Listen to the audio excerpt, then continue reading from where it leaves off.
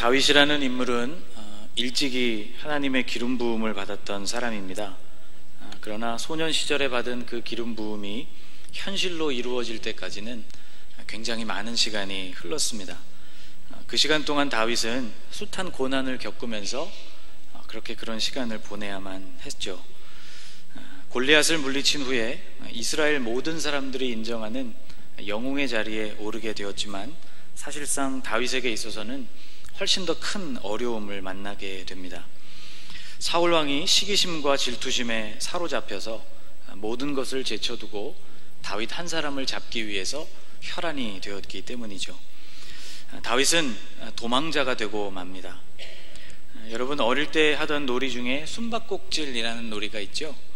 술래가 하나 둘 숫자를 세는 동안 절대로 찾지 못할 만한 장소를 찾아서 그곳에 몸을 숨기는 놀이가 바로 숨바꼭질입니다. 여러분, 그때를 한번 회상해 보십시오. 숨어있는 그곳으로 술래의 발걸음이 다가오는 그런 소리를 듣게 되면 심장이 쿵쾅대고 나도 모르게 숨소리가 작아지는 그런 경험을 해보셨을 것입니다. 제발 나를 못 보고 그냥 지나가기를 바라면서 그렇게 아마 숨어 계셨던 적이 있을 것입니다. 술래의 눈을 피해서 끝까지 들키지 않는 것, 이것이 숨바꼭질 놀이의 승리의 조건이라고 말할 수 있죠. 어떤 때는 성공하기도 하고 또 어떤 때는 실패하기도 합니다. 그러나 아무래도 좋죠. 왜냐하면 그것은 어디까지나 놀이이기 때문에 그렇습니다. 그러나 다윗의 경우는 달랐습니다. 다윗과 사울이 하는 그 숨바꼭질은 잡히면 술래가 되는 그런 정도가 아니었고, 이것은 생명을 내어놓고 하는 일종의 죽음의 게임이었다고 말할 수 있습니다. 도망치는 다윗으로서는 여러 면에서 사울보다 불리한 것이 많았습니다. 추격하는 사람은 두 다리를 쭉 뻗고 편히 쉴 수 있지만 도망자는 그럴 수 없죠. 잡히는 꿈을 꾸기도 하고 잠도 편하게 잘 수가 없고 늘 불안감에 시달리게 됩니다. 그가 싸워야 하는 또 하나의 적, 다윗의 또 하나의 적은 바로 그의 안에 있었던 이런 극도의 불안감과 긴장이었을 것이라고 생각이 됩니다. 또 다윗은 함께하는 600명 정도의 사람들이 있었는데, 한편으로 이 사람들이 다윗에게 의지가 되기도 했지만 또 한편으로는 눈에 띄지 않게 사울의 눈을 피해서 도망하는 일이 좀처럼 쉽지 않았습니다. 또 사울의 군대와 맞닥뜨릴 때에도 사울의 군대는 수천 명이었고 다윗 일행은 600명 정도에 불과했기 때문에 수적으로도 열세였습니다. 또 이스라엘 안에 있는 백성들 중에는 다윗 편이 많지 않았습니다. 이스라엘 도처에는 사울에게 정보를 제공해주는 일종의 정보원들이 많이 있었습니다. 사울은 그러한 광범위한 네트워크를 활용해서 다윗이 어디에 숨었는지를 늘 확인했던 사람입니다. 다윗이 최초로 피신했던 곳이 사무엘이 있었던 라마라는 동네였습니다. 그 소식이 곧장 사울의 귀에 들어가게 됩니다. 어떤 사람이 사울에게 전하여 이르되 다윗이 라마 나요세 있나이다, 그렇게 소식을 전해주죠. 후에는 높당에 있는 제사장 아히멜렉이라는 사람에게도 잠시 들렀는데 거기에도 사울이 심어놓은 사람이 있었습니다. 그의 이름은 도액이라는 사람이었습니다. 아히멜렉은 배고픈 다윗에게 진설병을 먹이고 그리고 골리앗의 칼을 그에게 내어주게 되었는데, 이 도액이라는 사람이 그 모든 일들을 관찰하고 있다가 사울에게 그것을 알리게 되죠. 사울은 분노했고 도액을 통해서 그 제사장들이 살던 성읍 전체를 진멸하고 말았습니다. 다윗을 도와주었던 아히멜렉 제사장과 그와 함께 있었던 제사장 85명과 그리고 제사장들의 가족과 그들이 가지고 있었던 모든 호흡이 있는 소유를 일시에 다 멸하는 그러한 만행을 저지르게 됩니다. 오직 한 사람 아비아달 제사장만이 살아남아서 다윗에게로 가게 됩니다. 다윗이 가는 곳곳마다 이런 식으로 정보가 사울에게 전해지게 됩니다. 그일라에 갔을 때에도 어떤 사람이 사울에게 그 소식을 알리게 되었고, 그일라에서 피했을 때에도 어떤 사람이 또 그 소식을 사울에게 전해줍니다. 오늘 본문에서 하길라산 수풀에 숨었을 때에도 그곳에 살고 있었던 10사람들이 사울에게 그 소식을 전하게 됩니다. 엔게디로 피신했을 때에도 어떤 사람에 의해서 다윗이 그곳으로 피신했다는 소식이 사울의 귀에 들어가게 되었고, 하길라산에 숨었을 때에도 역시 10사람들이 기브아에 온 그 사울에게 이 소식을 전해주게 됩니다. 모든 정보가, 다윗이 움직이는 모든 것에 대한 정보가 사울에게 전해지게 되었고, 사울은 이런 정보들을 활용해서 집요하게 다윗을 추격했습니다. 백성들의 입장에서는 사울이 모든 나라의 일들을 제쳐두고 다윗 한 사람을 뒤쫓고 있는 일이 잘못되었고, 특히나 다윗에게 아무런 죄가 없다는 것을 분명히 알고 있었지만, 그렇다고 해서 다윗의 편에 서기도 쉽지가 않았습니다. 왜냐하면 다윗 편에 선다는 것은 곧 반역으로 간주되었고, 그 모든 제사장들이 몰살을 당했던 것처럼 생명을 걸어야만 하는 일이었기 때문입니다. 심지어는 다윗에게 직접적인 도움을 받고 생명을 건진받은 사람들조차 다윗을 보호해 주려고 하지 않았다 하는 것을 우리는 성경에서 발견합니다. 오늘 본문이 위치하고 있는 바로 그 앞을 보면 그일라 성읍을 구원하는 다윗의 이야기가 나옵니다. 도망자 신세였음에도 불구하고 다윗은 그일라 성이 위기를 만났다는 것을 보면서 블레셋 사람들의 손에서부터 그일라 사람들의 생명을 건져주게 됩니다. 그런데 이 전쟁 때문에 다윗의 위치가 노출되게 되었고 사울 일행이 들이닥치게 됩니다. 이때 그일라의 주민들이 자기들의 생명을 건져준 그 다윗을 사울에게로 넘기려고 했다고 성경은 기록하고 있습니다. 사무엘상 23장 12절 말씀을 보면 이렇게 기록하고 있습니다.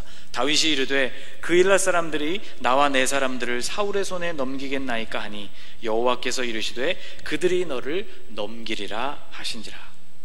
생명의 은인에게 좀 너무하다 싶은 생각이 들기도 하지만, 그렇게 하지 않는다면 사울의 손에 그들이 죽게 되니 어쩔 수가 없었던 것 같습니다. 오늘 본문에서도 다윗은 절대적으로 불리한 상황에 놓이게 되었고 사울의 추격을 받게 됩니다. 오늘 본문 19절 말씀을 보면 10이라는 곳에 살고 있었던 사람들이 다윗의 위치를 정확하게 보고했고, 사울은 계속해서 다윗이 어디로 움직이는지 또 어떤 일들을 하는지에 대해서 상세한 정보를 그에게 전해달라는 명령을 내리게 됩니다.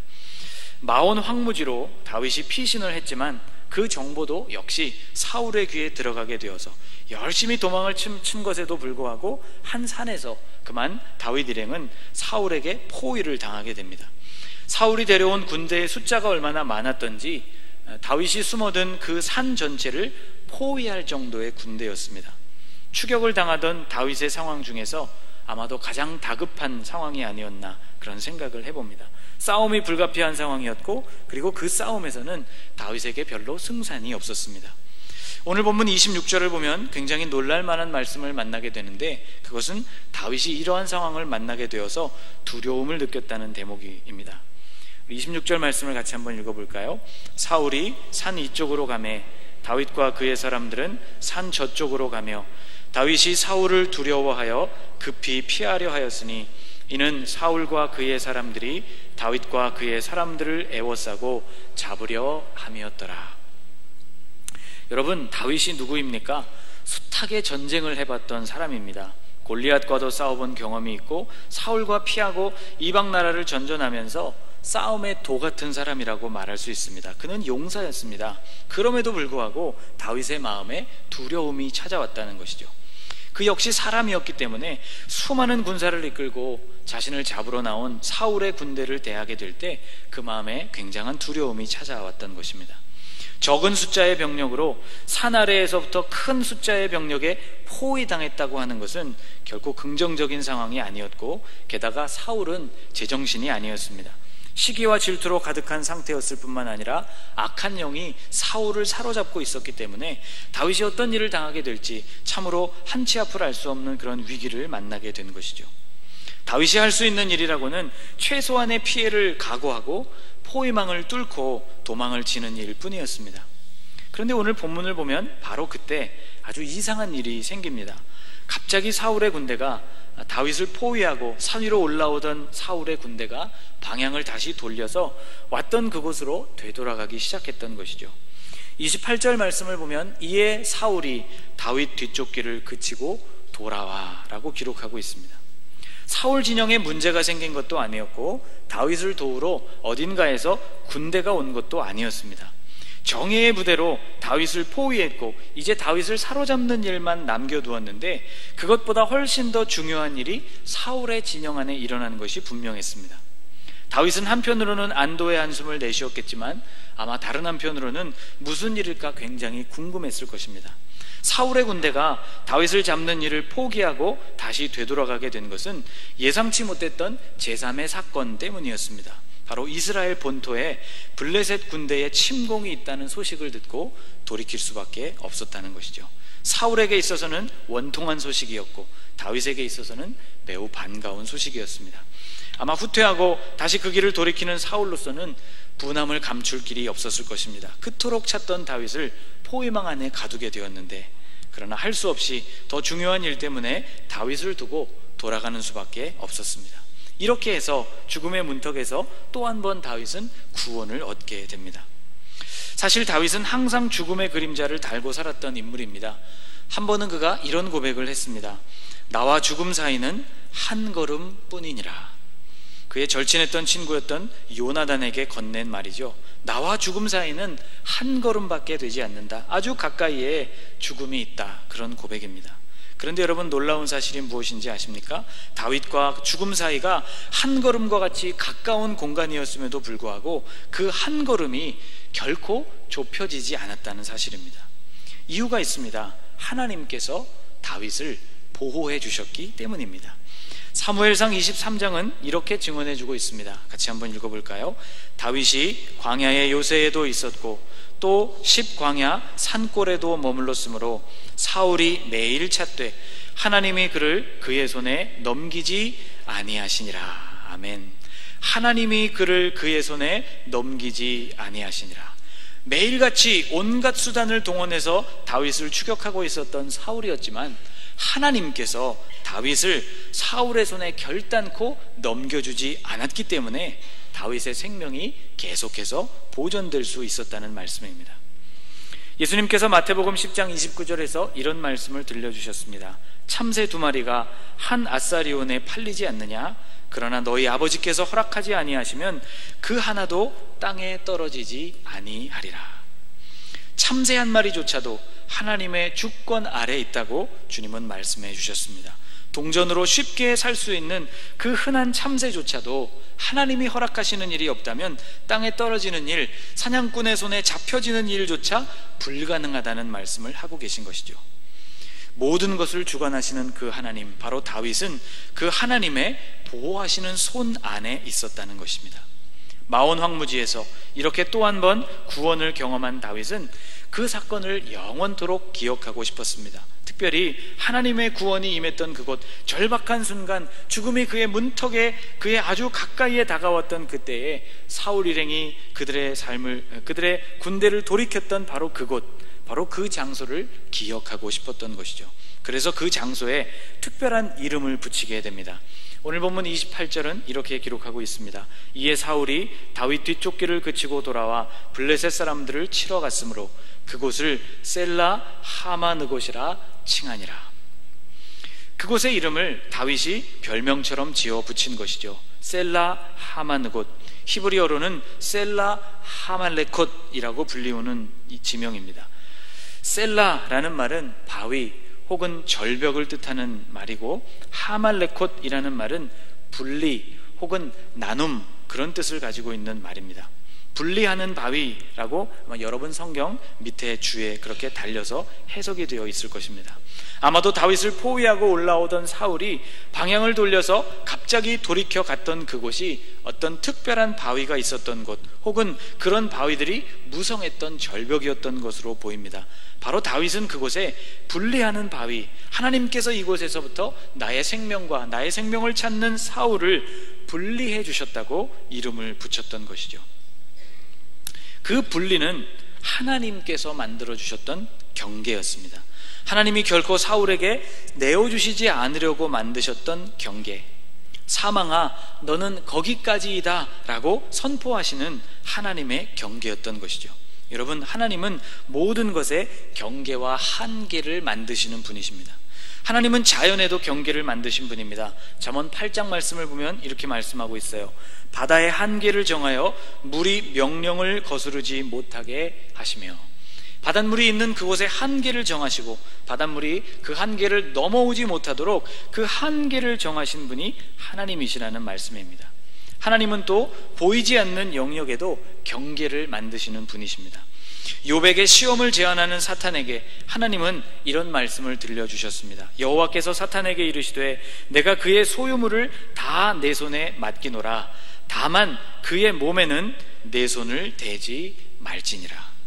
사탄이 손댈 수 있는 범위를 욥이 가지고 있었던 소유물에 제한하셨던 것이죠. 오늘 본문에 나오는 주인공인 다윗이 시편 16편에서 이런 고백을 하고 있습니다. 내게 줄로 재어준 구역은 아름다운 곳에 있으며 나의 기업이 실로 아름답도다. 하나님께서 다윗의 삶에 허락해 주신 삶의 영역, 그 범위가 마치 줄로 재어주신 구역과 같다는 다윗의 고백인 것입니다. 여러분, 우리의 삶에도 하나님이 만들어주신 이와 같은 경계들이 있습니다. 여러분의 삶을 한번 돌아보십시오. 하나님의 도우심으로 인해서 그 위기와 어려움들을 극복했던 바로 그때, 그러한 상황, 바로 그러한 그곳이 바로 하나님의 도우심이 임했던 하나님의 경계요, 하나님의 한계였다는 것을 우리는 발견하게 됩니다. 오늘 찬양대가 찬양하면서 시편 139편에 있는 고백으로 하나님께 찬양했습니다. 내가 새벽 날개를 치며 바다 끝까지 가서 거할지라도 거기서도 하나님의 오른손이 나를 지킨다고 고백하고 찬양했습니다. 하나님은 우리의 삶에 이런 보호의 경계를 펼쳐주시는 하나님이십니다. 이러한 경계는 우리가 하나님을 의지하고 신뢰하는 정도가 더욱 견고할수록 더 선명하고 강력해지는 경계입니다. 우리의 삶을 지키시는 이러한 하나님의 보호하심, 그 경계가 여러분의 삶에 온전하게 나타나게 되기를 축복합니다. 저주가 멈추고 가난이 분리되며 질병이 멈추어 서게 되고 사망이 더 이상 우리에게 영향력을 행사하지 못하는 바로 그와 같은 안전한 경계가 여러분의 삶에도 나타나게 되기를 축복합니다. 또 우리의 자녀들에게도 하나님이 만들어주시는 이와 같은 경계, 이와 같은 울타리가 있기를 원합니다. 품 안의 자식이라는 말이 있죠. 우리가 자녀들이 성장하면 성장할수록 24시간 동안 우리가 우리의 자녀들을 보호해 줄 수가 없습니다. 그들은 또래 집단 속에서 혹은 학교에서 혹은 직장에서 그리고 세상 속에서 살아가는 존재들입니다. 죽음으로 우리를 몰고 가는 세상의 문화 속에 그대로 자신들을 노출시킨 채 살아가는 존재들이 바로 우리의 자녀들인 것이죠. 하나님의 보호하심 속에 우리의 자녀들이 있지 않고는 그들의 영혼도 육체도 결코 건강하게 살아갈 수가 없다는 것입니다.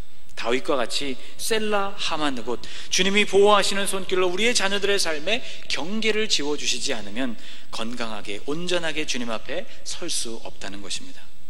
여러분이 알고 계시는 사무엘이라는 인물은 이스라엘 최고의 선지자들 중에 한 사람입니다. 그러나 이런 위대한 선지자도 그가 자라났던 어린 시절의 성장 환경은 그렇게 좋은 편이 아니었습니다. 좋은 편이 아닌 정도가 아니라 최악이라고 부를 만한 환경이었습니다. 그들과 함께 자라나고 있었던 홈리와 비느하스라는 그 제사장들이 정말 하나님을 멸시하고 또 엉망진창으로 살았던 제사장들이었기 때문이죠. 그러나 이 사무엘이라는 인물은 하나님과 소통하는 하나님의 사람으로 온전하게 올곧게 성장하게 됩니다. 하나님께서 사무엘에게 보호막이 되어주시고 경계선이 되어주셨기 때문입니다. 그의 어머니 한나가 사무엘의 젖을 떼자마자 그를 성전에 맡겼는데 성전에 사무엘을 맡기고는 하나님께 이런 기도를 드렸습니다. 사무엘상 2장에 나오는 기도를 제가 여러분에게 한번 읽어드리겠습니다. 여호와는 죽이기도 하시고 살리기도 하시며 수월에 내리기도 하시고 거기에서 올리기도 하시는도다. 여호와는 가난하게도 하시고 부하게도 하시며 낮추기도 하시고 높이기도 하시는도다.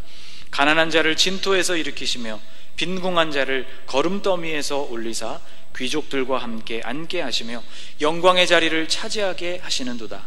땅의 기둥들은 여호와의 것이라 여호와께서 세계를 그것들 위에 세우셨도다. 그가 그의 거룩한 자들의 발을 지키실 것이요 악인들을 흑암 중에서 잠잠하게 하시리니 힘으로는 이길 사람이 없으리로다. 아멘. 이것이 바로 사무엘의 어머니 한나의 기도였습니다. 그가 그의 거룩한 자들의 발을 지키실 것이요 하나님께서 바로 사무엘의 보호막이 되어주실 것이요 라고 고백하고 있는 것이죠. 또 악인들을 흑암 중에서 잠잠하게 하시리니 악인들을 흑암 가운데 그곳에 그대로 잠자코 있도록 하나님께서 그 경계를 그어주신다는 한나의 고백인 것입니다. 그의 고백과 간구대로 하나님은 사무엘의 든든한 울타리가 되어주셨고 그를 하나님의 사람으로 온전하게 성장할 수 있도록 그를 붙들어 주셨습니다. 여러분, 우리의 자녀들의 삶에 하나님이 그어주시는 이러한 경계, 거룩한 한계선이 있기를 간절히 축복합니다. 우리의 개인, 또 우리의 자녀들의 삶뿐만 아니라 우리의 민족과 국가 역시 셀라 하마느곳, 이 은혜가 필요합니다. 여러분, 어제로 우리나라가 광복을 맞은 지 70주년을 맞았습니다. 하나님은 주권과 자유를 빼앗기고 억눌려 살고 있었던 우리 민족에게 바로 거기까지라고 경계를 그어주시고 우리를 해방시켜 주셨습니다. 마치 바벨론에 갇혀있던 이스라엘 백성들을 70년 만에 그들을 다시 해방시키시고 그들을 이스라엘로 되돌려 오신 것처럼 우리나라에도 하나님께서 은혜를 베풀어 주셔서 자유와 해방을 허락해 주셨습니다. 한국전쟁으로 또다시 폐허가 되었지만 하나님이 또 한 번 우리에게 은혜를 베풀어 주셔서 발전과 부흥이 가능하도록 우리에게 은혜를 베풀어 주셨습니다. 오늘을 살아가고 있는 우리에게는 오늘대로 우리 민족에 당면한 여러 가지 문제들이 있지만 셀라 하마느곳, 하나님이 우리를 보호하시는 그 경계 안에 우리가 믿음으로 머문다면 주님은 한나와 같이, 한결같이 사무엘을 지키셨던 것과 같이 오늘도 우리를 지키시고 우리를 붙들어 주실 것을 믿습니다. 셀라 하마느곳, 하나님이 보호하시고 경계를 만들어주시는 이와 같은 은혜가 여러분의 가정에 머물게 되시기를 축복합니다. 여러분 자신과 여러분의 자녀들 위해 있기를 원합니다. 우리의 교회와 우리의 일터와 그리고 이 대한민국 민족 위에 온전하게 머물게 되기를 주님의 이름으로 간절히 축원합니다. 기도하겠습니다. 하나님, 죽음과의 거리가 한 걸음뿐이었던 다윗을 지키시고 결단코 사울의 손에 넘기시지 않으셨던 것을 보았습니다. 주님은 모든 경계와 한계의 최후 권위자이심을 믿습니다. 하나님, 우리의 삶에도 경계를 세워주시기 원합니다. 우리의 모든 것이 주님의 손에 달려있음을 고백합니다. 셀라 하마느곳, 분리하는 바위를 우리의 삶에도 허락하여 주옵소서. 질병과 가난이, 고통과 분노와 죄악이, 그 모든 것들이 그곳에서 그저 멈추고 그치게 하여 주시옵소서. 우리의 자녀들이 사무엘과 같이 이 세상에서 거룩하게 구별되어 살아갈 수 있도록 은혜를 허락하여 주옵소서. 해방 70년을 맞은 우리 민족이 주님을 경외하며 하나님의 보호하심을 계속해서 누리는 민족이 될 수 있도록 하나님, 주님의 손길을 우리 민족 위에 덧입혀 주시옵소서. 예수님의 이름으로 간절히 기도하옵나이다. 아멘.